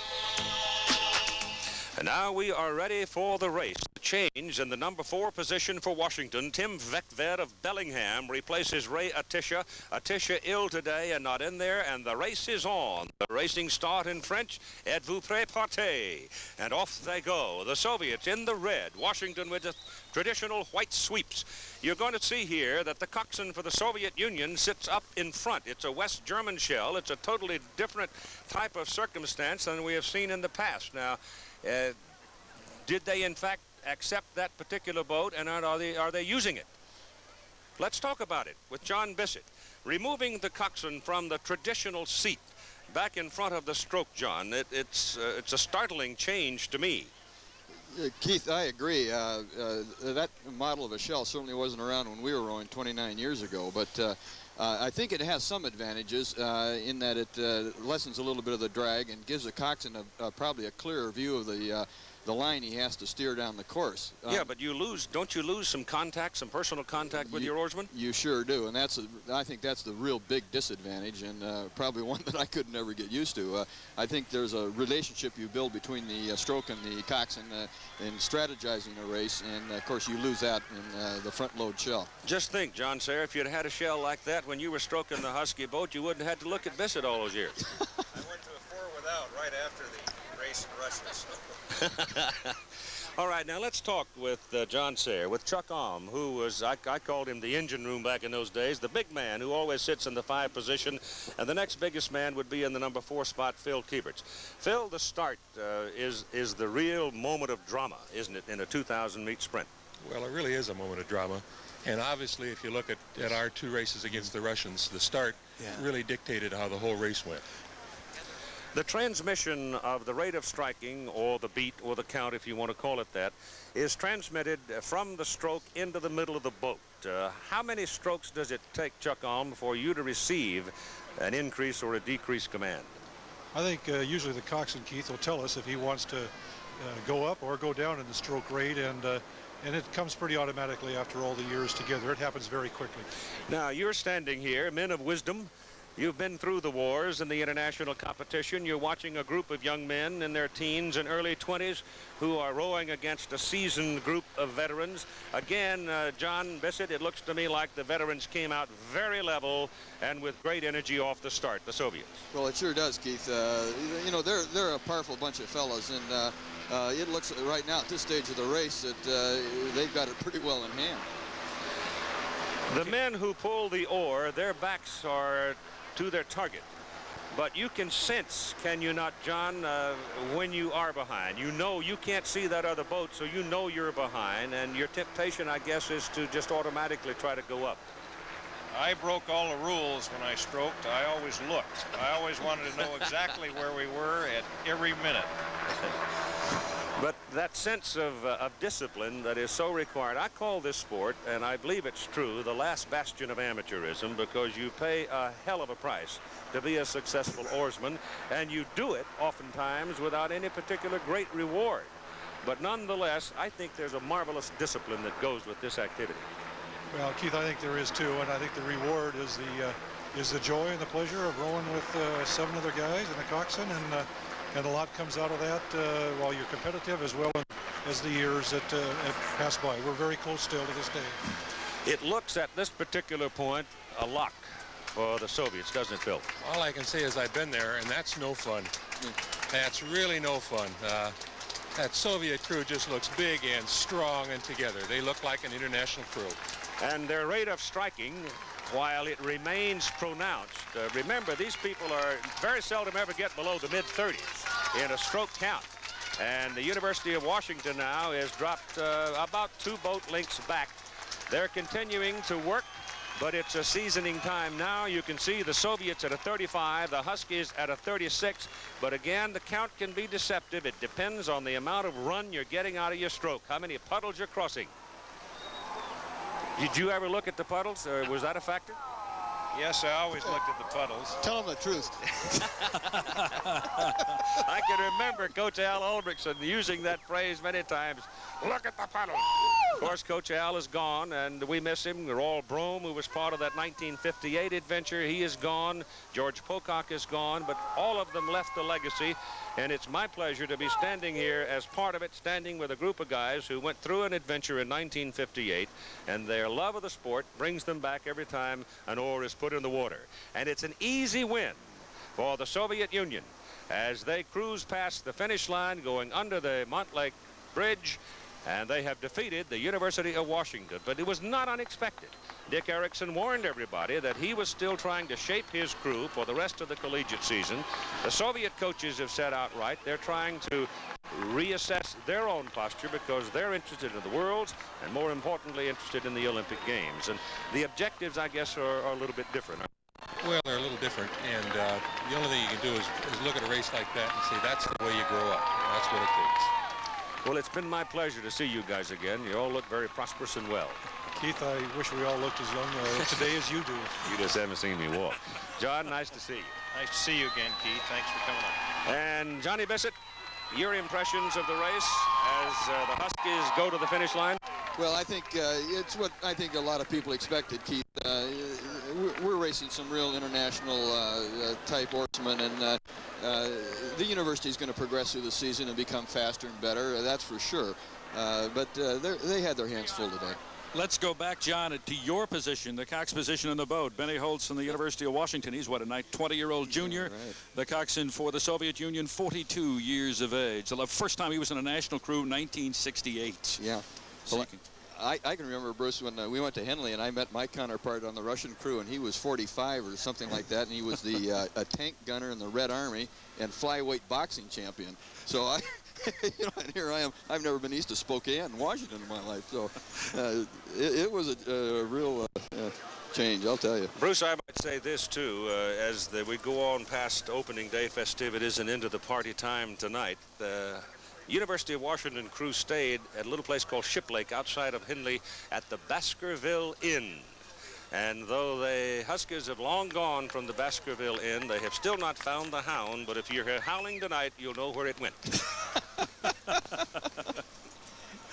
All the shells are now gathering at the west end of the Montlake Cut, and they'll come back through as we get set for the opening of the boating season here in the annual boat parade. And guess what? Stars and Stripes will lead the way, and we'll be back and have that for you in just a moment.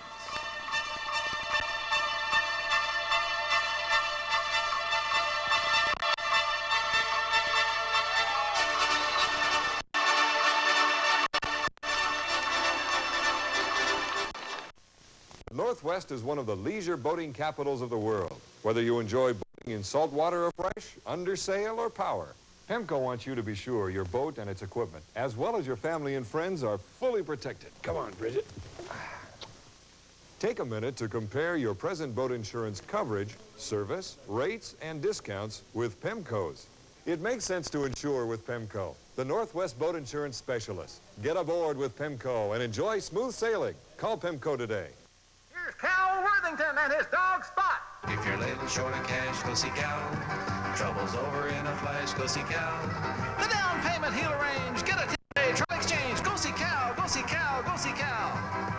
Hey, if you're looking for a used car or a used truck and you need some help on the financing, come to Worthington Suzuki and Worthington Ford Fairway. We finance through all the banks and all the finance companies and all the credit unions. We also carry a lot of our own paper. If there's a way to make the deal, we'll make the deal. We'll make it right now. Look at this. A 1985 Chevy Caprice Classic, $69.95. An 84 Buick Skylark, $39.95. Here's an 85 Chevy Chevette for $39.95.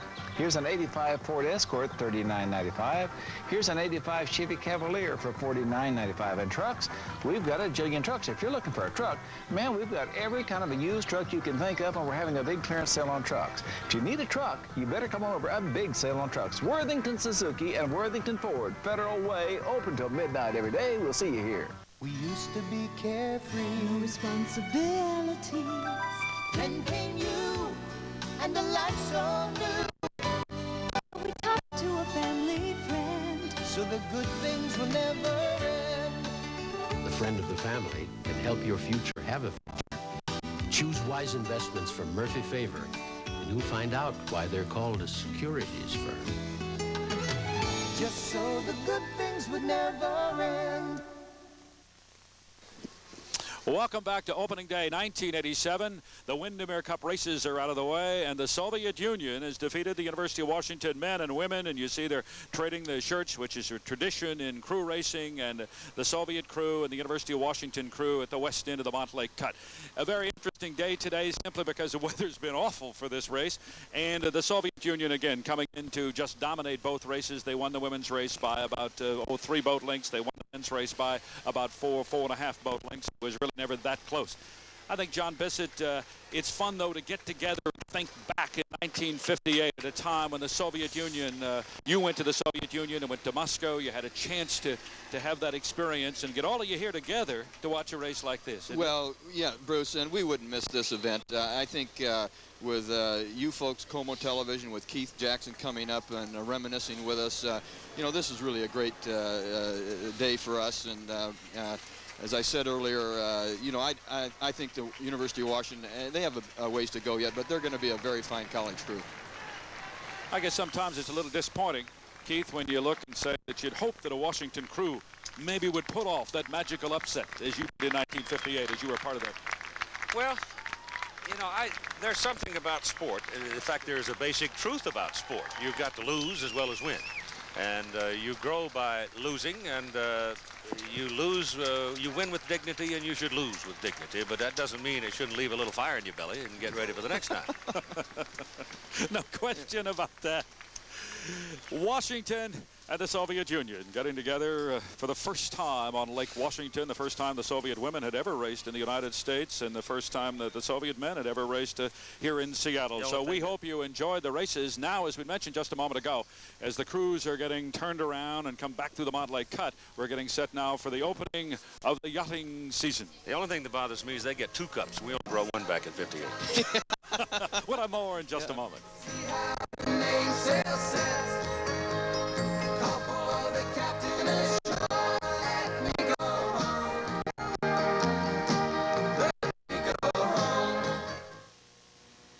These days, a lot of airlines are cutting corners on their meals. This slogan we like to call banquet on a bun, right, Bob? Banquet on a bun. I like it. Sit down, Bob. Now, with this, you can serve a whole plain loaf for just pennies. I like it. Holastic parsley. You can use it over and over again. I like it. Pygmy chickens. You can get 125 in an ordinary shoebox. I like it. At Alaska Airlines, we spend a little more on our meals, and you can taste the difference.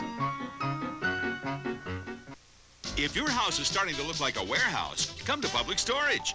If you're moving and your old furniture doesn't fit into your new lifestyle, come to Public Storage. Public Storage, America's largest self-storage company. We rent spaces by the month for anything from business records to bedroom sets. You store it, you lock it.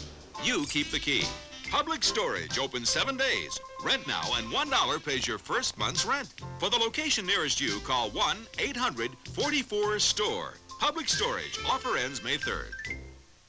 If you thought the luxury of Sea Ray was too expensive, think again. Boatland is Washington's largest dealer of Sea Ray boats and Mercruiser stern drives, and they're offering the most competitive prices ever. Boatland is now featuring this 21-foot Sea Ray mid-cabin cruiser, complete with 3.7-liter Mercruiser, freshwater cooling, trim tabs, private head, galley, and dinette for only $241 per month. Boatland has ski boats, fishing boats, and cruisers, 16 to 30 feet. Over 100 boats in stock. Call Boatland today. Welcome back live to the Motley Cut as the Seattle Yacht Club and KOMO TV present Opening Day 87, The Classics. Welcome back, as we'd mentioned a moment ago, to Opening Day 1987, and we're looking forward to now, after the boat races are out of the way, we're looking forward to the Opening Day Parade. And you will take a look at the left of your screen here in just a moment, and you will see Stars and Stripes, the winner of the America's Cup. One of the 4 hulls that they built for Stars and Stripes. This is the second hull. You see some of the boats there, the theme this year, the classics, and we are going to really see something as we go through here. Working with me today will be Michelle Shaw from the Seattle Yacht Club. Absolutely. Nice to see you again. It's nice to see you, Bruce. What a day. I am so excited. I hardly know what to do. It's fun. Unfortunately, it's just pouring right now. Now, we're very lucky because we can be, under this little cover here. But thank goodness. It must be exciting for the Seattle Yacht Club and for all of those involved in this kind of activity in this area to have Stars and Stripes here. Yes. And involvement it is. It takes 6 months of planning. And I mean, a lot of planning went into this to make it the event that we see today. And this is truly wonderful with the Soviet cruise, Stars and Stripes, the America's Cup being here. And here comes the crew again. This is great. They're rowing back through the Motley Cut, and very wonderful. A big applause. What happened, they have traded positions within the shells, and the University of Washington. Some of the crew members are in the Soviet shells, and the Soviet members obviously in the Washington shells, as they get a big round of applause as they row back through the Motley Cut. You're looking at now the activity at the west side of the cut in Portage Bay as everyone gets ready to, the excitement of coming and through the Motley Cut now to have an opportunity to show off the boat, I guess, more than anything else. Absolutely. And you realize last year we had 266 registered boats for the boat parade, and this year we have approximately 450. This is just incredible, and it's primarily due, I think, to the Stars and Stripes, the America's Cup being here. This is wonderful. Stars and Stripes. Here it is right now as they pull it through. They were hoping at one time to be able to sail it through, but that was impossible, and now Stars and Stripes will be, as we'd mentioned, this is one of 4 hulls that they constructed for the challenge for the America's Cup off Australia. And this is the second hull. The pace boat, hull 85. They say this one may have been the fastest. The other was a little more maneuverable, but this may have been the fastest right here. But they will pull it through to a big round of applause here. And as we had mentioned a moment ago, the America's Cup is also here and will be on display at the south end of Lake Union starting tomorrow. It's right now at the Seattle Yacht Club. America's Cup. That's exciting, isn't it, to think that this crew went down there. Dennis Conner and that group out of San Diego ended up going to Fremantle and winning the America's Cup in dramatic fashion and winning it in 4 straight races. And that has to do something to you.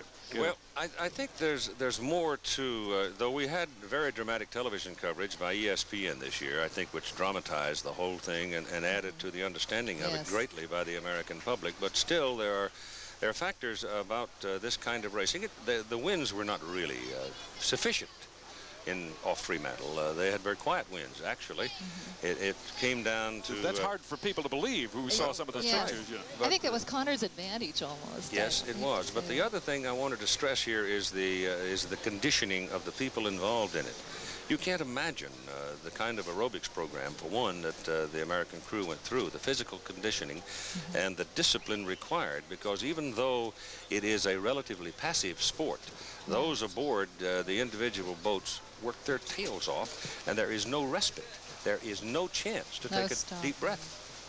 The grinders. Well, you make one little mistake in sail handling, or your navigator makes one little mistake, or the guy down in the sewer makes one little mistake. You've lost the race, really, because it takes you so long to recover. And that's 3.5, 4 hours. Yes, sir. It's. I mean, it's concentration all the time. It's a football game and a half. You know how long I can get to be sometimes when the thunder and lightning's out there. Yeah, things are not going right.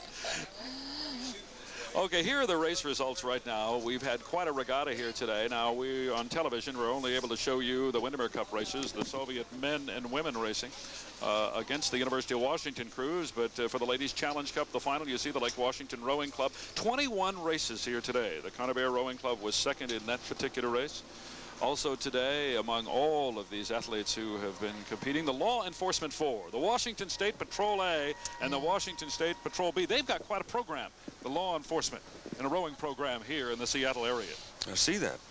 And they did very well. Men's lightweight 8, the final. Oregon State the winner. Washington State, Keith Yost School finishing second.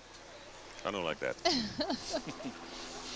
WSU. The Women's Olympic 8, Betsy Beard, and we thank her very, very much for helping us in the Women's Windermere Cup race against the Soviet Union, helped calling that. The United States with Betsy Beard in the coxswain seat. They win. Canada finishes second. We just had the cannon, which signals the start. Yes, the start of the boat parade. Women's Novice 8, California wins that. The University of Washington is second. That was a pretty good boat race. Men's Freshman 8 today. Washington wins. Oregon State finishes second.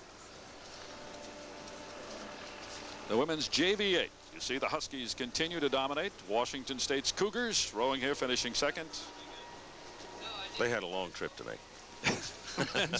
The men's varsity 8. Now this was an A boat that came in. Oregon State wins that, and Washington finishes second. They had a couple of Husky boats in that. The Windermere Cup women's final. USSR in 6:11, 0.73. And the University of Washington in 6:21. Now the water conditions weren't absolutely perfect with all that rain and so forth. The men's final, 5:41. I think that's an imposing time. That is a very imposing time. Here is Stars and Stripes right now. Isn't this beautiful? Oh, I am delighted. Aboard the boat, by the way, we have Commodore, former Commodore, I should say, Bill Bradshaw and his wife Marilyn Bradshaw, who did a lot of work in instigating, getting the Stars and Stripes here. In addition, we have Sonny Vinn, who was the manager of the Intrepid 12-meter campaign back in Newport a few years back, and Steve Cook, who was a grinder on the Intrepid. Jonathan McKee, gold medalist, is on. He was gold medalist in a sailing event in the Flying Dutchman. We were talking just a moment ago about the great race off Fremantle, and who can forget last February when Dennis Conner and Stars and Stripes won the America's Cup. Now, let's watch the outcome, the famous outcome of that race. But Dennis Conner is confident he's going to make the mark. His crew has just hoisted the spinnaker pole. You can see it. Hang on. Doctors in full force, and there's the difference. Kookaburra forced to sail in bad air, and yet more distance here. Stars and Stripes is fast. She's going to lose some precious distance with 2 tacks before she's able to round the mark. So going around the mark, Gary and I will be quiet. Let's see if we can hear the folks in San Diego counting the distance that Stars and Stripes as she stretches out her lead now against K3. Just about the blue boat approaching that orange buoy. And you can see the chopped waves and the lumpy seas, but Stars and Stripes going through it like a knife through butter. And here she is again. And we might explain here, I think, that it's impossible under the conditions, impossible period, to take sail. There's no way you want to run this expensive thing under sail down the Montlake Cut. You don't take any chances with it. If for no other reason, this remains a research vessel. This will sit there and provide information and knowledge for the development of the next defense of the America's Cup. So these things are treasured. They're very expensive. They are worth a couple of dollars. They certainly aren't. It's, you know, a multi-million-dollar program to get this whole thing going and go out and win it. We'll be back, take another look at Stars and Stripes as it comes to the Montlake Cut, and more of the opening day boat parade right after this.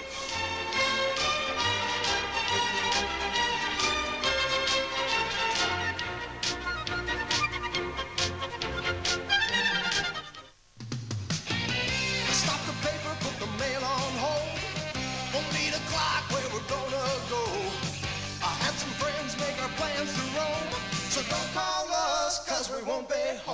with airline tickets, cruises, tours, traveler's checks, and travel packages from Mutual Travel. The friend of the family has made going places as easy as going to the bank. I had some friends make our plans to roam. So don't call us, cause we won't be home. If you thought the luxury of Sea Ray was too expensive, think again. Boatland is Washington's largest dealer of Sea Ray boats and Mercruiser stern drives, and they're offering the most competitive prices ever. Boatland is now featuring this 21-foot Sea Ray mid-cabin cruiser, complete with 3.7-liter Mercruiser, freshwater cooling, trim tabs, private head, galley, and dinette for only $241 per month. Boatland has ski boats, fishing boats, and cruisers, 16 to 30 feet. Over 100 boats in stock. Call Boatland today. I know what you need, an escape to the North Olympic Peninsula. Golf in the Sun Belt. Woo! Try your luck on the calm water. Explore the only rainforest in North America. Stroll down the longest natural sand spit in the world. Experience Indian culture and history. Enjoy the tranquility of mountain lakes. Or hike Hurricane Ridge, where the views are spectacular. Only 2 hours from Seattle, the North Olympic Peninsula. It's unnatural. They're out there, Willis, and they're silvers!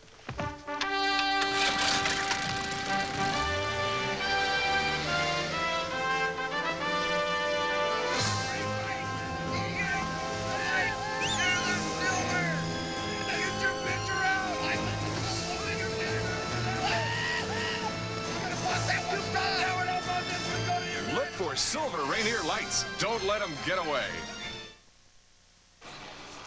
So the Cal 40s now lead the way, following Stars and Stripes through the Montlake Cut on this, the opening day of the boating season in Seattle.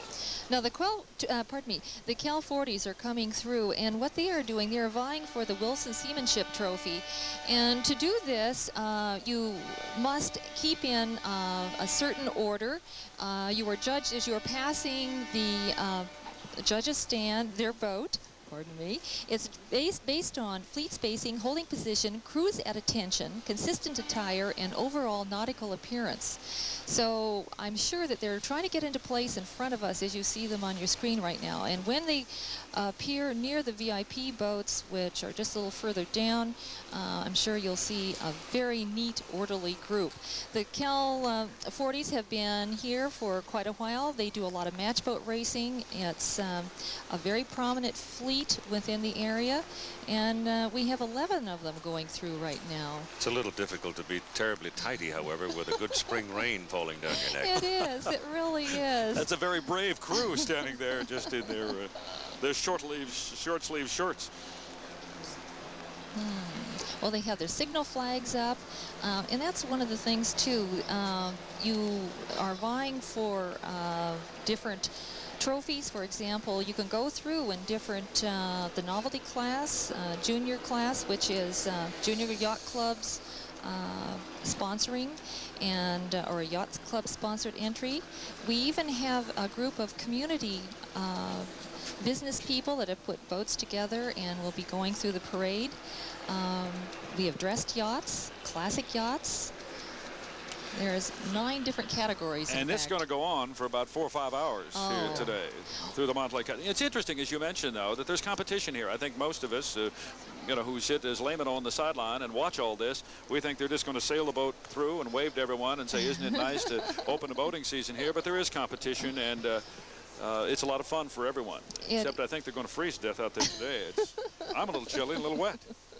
Well, this has been going on for a long time, too. Somebody asked me the other day, have they ever canceled an opening day? And I said, with the exception of 1 year, we've had opening day for the last, 66 years we've had opening day celebrations. Canceled it 1 year? 1 year, and that was during World War II. It wasn't the weather. No, it wasn't the weather. Gas was being rationed, and I think they had a problem there.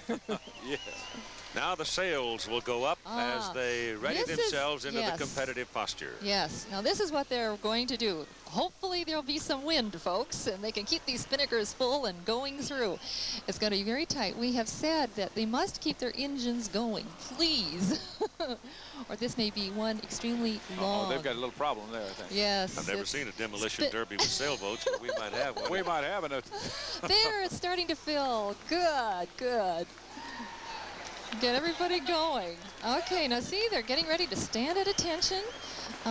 Well, according to our video right here, it's not quite standing at attention. Well, they're just moving into position right now. As you see now, they will bring the sail. The spinnaker goes up right there. This is a lot of action, folks. This is almost like a sailboat race. They just hope that everyone gets out of the way in front of them, I think, right now, because there's really no place to go. And if you don't continue in a straight line through this cut and past all the boats and all that are lining the Montlake Cut, that you're going to be in trouble. But you can see this is the Cal 40s. The Cal 40s, right. They're 40 feet long, and there are approximately 32 of them in the area.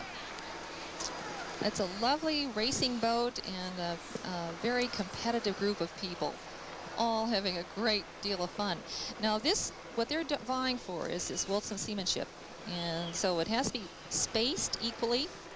And a cruiser from all over the Northwest. There are yacht clubs from, I've sat next to a group from Vancouver yesterday at the yacht club at a luncheon, and it was delightful. Royal Vancouver Yacht Club sends an enormous group of people up every single year. They've been coming up for at least the last 25 years. Royal Victoria, we are talking about many, many of the Puget Sound yacht clubs. And in fact, to be in the parade, you don't have to belong to a yacht club. This is every man's parade. You can take any kind of boat out. Question, how many can you get on a Cal 40? Huh?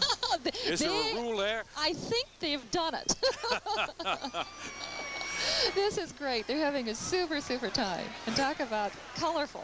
Well, everybody looks forward, you know, if you don't have a boat, being invited to be a member of the crew on this day. Oh, absolutely. Bring the neighbors, bring their brother and sister dry out and next Aunt week. Mary. Now, this wasn't supposed to happen, Bruce. They're supposed to have lots of sunshine. I promised that early this morning. The high-pressure system arrives tomorrow. Tomorrow, you wait. It'll just be a beautiful sunshiny day tomorrow, I'm sure.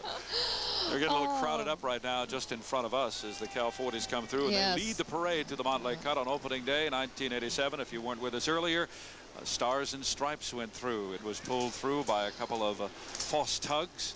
And they're trying to get a spinnaker up in front of us right now. Yes. Will it work? Well, we'll know in a moment. See if they can get it up, and we'll have more for opening day 87 from the Montlake Cut in Lake Washington in just a moment.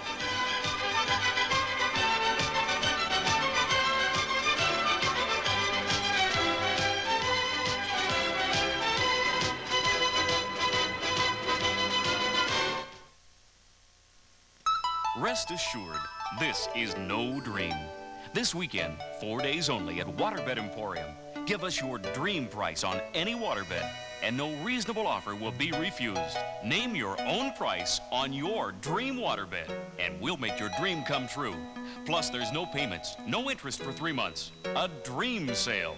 4 days only. Offer ends Monday, 9 p.m. at Waterbed Emporium, Alderwood Mall Boulevard, in Parkway Plaza, and in Tacoma, 100th and South Tacoma Way. It's an incredible sight, an unlimited hydroplane racing at 180 miles per hour. But can you imagine paying the insurance on $1 million operation like this? You don't need the same budget to own one of these boats. And when you select boat insurance, turn to PEMCO for year-round protection, low rates, and safe sailing. Compare PEMCO boat insurance with any other, and you'll find PEMCO's policy is just right for you. Be a winner with low insurance rates from PEMCO. Call toll-free or in Seattle at 628-4000. When you ride a Snapper High Vac, you get a little something extra. The power of a huge vacuum cleaner. Because Snapper's patented deck traps the air, creating a tremendous vacuum that stands grass up for a beautiful, clean-cut lawn. And Snapper's High Vac makes bagging a snap. Get the incredible Snapper mower that makes a clean sweep of your lawn. It's a snap with Snapper. When you buy a Snapper product, you'll receive a valuable attachment free. Be sure to ask your Snapper dealer about our Easy Finance Snap credit plan. If you don't call a travel agent, your vacation could be full of surprises. A picnic? I realize only too well I am not of the French persuasion, but I have been to many a picnic in my day, and this is one for the books. If this is a mid-sized car, I am a jackrabbit. I took care of the hotel. I beg to differ, Loretta. You took care of it. Oh, for crying out loud. So see a travel agent and ask to fly on Alaska Airlines. It'll make your trip easier to take. Here you go. There's some of the crowd along the shores of the Montlake Cut today. The umbrellas up. Still raining, still a little bit chilly here, but they're still enjoying it, as you can see. Some power boats now coming through, along with some getting ready to go into sail as well. Yes, well, what we have here, there's a great deal of competition between the Canadians and Seattle Yacht Club and other yacht clubs around here. And what they're doing, they're vying again for the Wilson Seamanship Trophy. Now this year we have a group going together, and this is unusual because you've got the power boats, the Tolly Crafts, and you've got Red Hull sailboats going through together. And see now how they are spaced equally. And this is very important in the judging criteria. They must be fleet spacing, holding position, cruise at attention, consistent attire, and an overall nautical appearance. And this is really wonderful. They are doing a beautiful job. This is not easy. Now at this time, it is only the skipper that salutes as they go through and go past the judge's boat, and the crews must all stand at attention and hold this until they reach Webster Point. It's extremely difficult to keep the spacing just right because everybody's boat engines are a little bit different, and this is and they go at different hulls. The sailboats, power boats can handle it a lot easier than sailboats going through this. This is quite a feat. And I see we have Sockeye, which is the second middle red hull sailboat, and this is Larry Sawkill, and he is the Vice Commodore at Seattle Yacht Club. It's followed by Surprise, Gary Maurer. Looks like a lot of people. Oh, now this is Glory. This is John Buchan's boat. I thought it was yours there for a minute, Keith. One you keep up there. You bet. This is great. Now, talk about a party on a boat. This is standing at attention. Now, they're going through with a dressed yacht. Now, this is going to be interesting. The crew is saluting, and actually, only the skipper should be saluting. Well, they have points taken off for that now? Yes, they can. Oh, but they're impressive. They are extremely impressive. Those navy blazers and dressed whites, wow. That's Glory. John Buchan is an excellent skipper of sailboats. And we have, at this point, there is, let's see, this is a little out of our sequence here. They shouldn't do this to us. Want to find B-35 somewhere B-35. down the line? That's courageous. Courageous. It's a Stephen Sparkman 48-foot, and they're going through is a classic yacht, and the classic yachts are very beautiful. They have been well maintained. For example, we have a Classic Yacht Society, an Ancient Mariner Society, and you must be 25 years old or older to qualify for a sailboat. For a powerboat, has to be 40 years of age or older, well maintained, original hull. There's a lot to go in this. Okay, the next group in line. There's well, maybe it's a little one out in front. Now, what's that? There we are. Oh, I like this. Now, they're not in competition, are they? Is that something that... Yes, they are in competition. Now, this is one of the classics. And they are going through as a varnished hull. They go through to see that their paint, they're graded on the appearance, whether the boat is maintained well. I believe that's one of the Garwoods. It's the Lotus. The Lotus. John Goodfellow. And we'll have more Opening Day 87 for you in just a moment.